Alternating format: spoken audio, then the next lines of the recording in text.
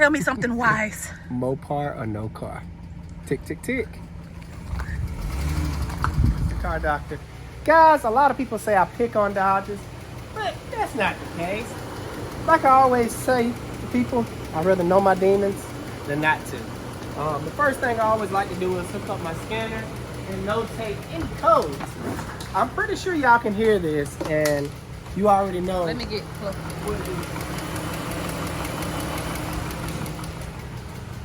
I think she's chewed into some cams. What do you guys think? Write down in the comments, and I'll make sure I post it once I get these cams out. But as of right now, we have a couple of lights on.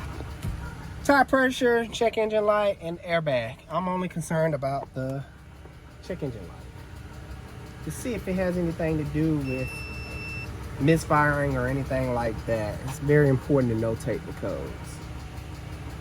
I'll tell you what they inflated to. That's interesting. What year is this?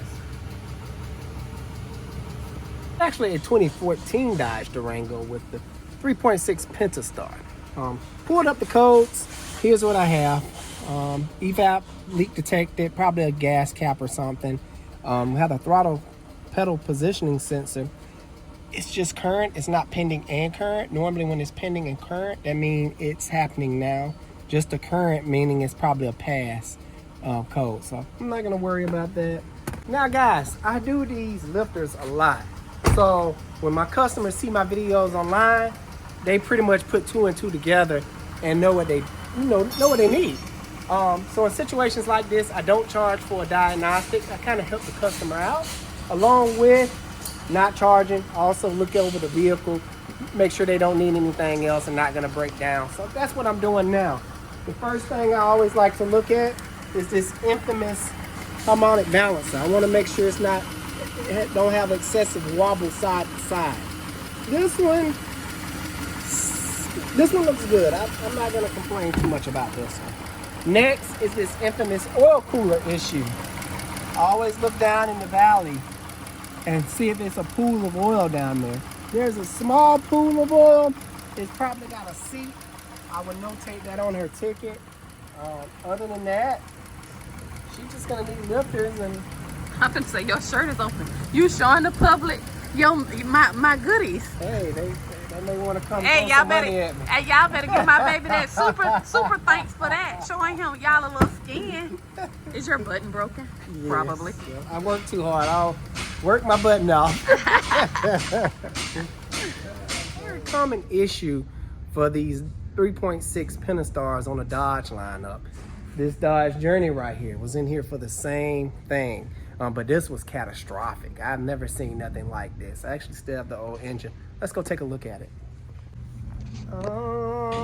Where is it? Okay. So same thing with this vehicle. We actually got started doing the lifters on this engine, and I didn't miss it.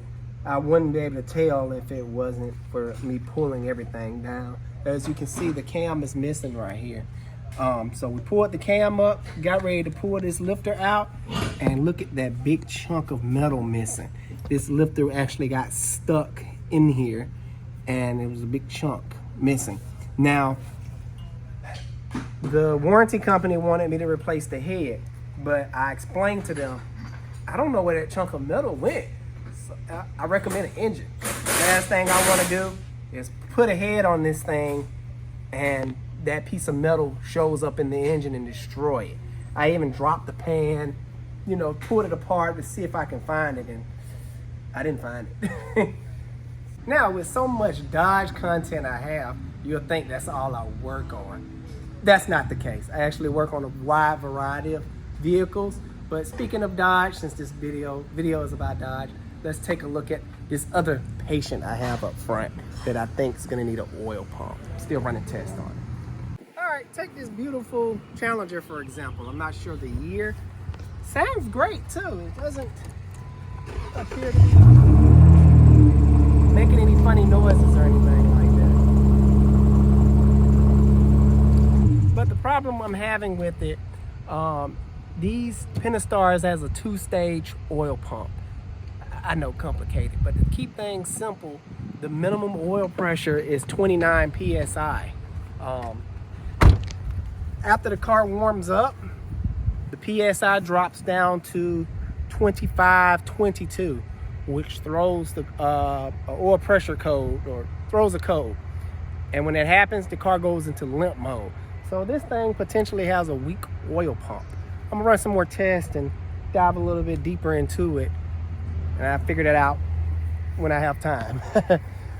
So just to set the record straight, guys, I don't hate Dodge. I like Dodge. You know, yeah, it makes me money and everything. That's good. But I think they're pretty good cars, believe it or not.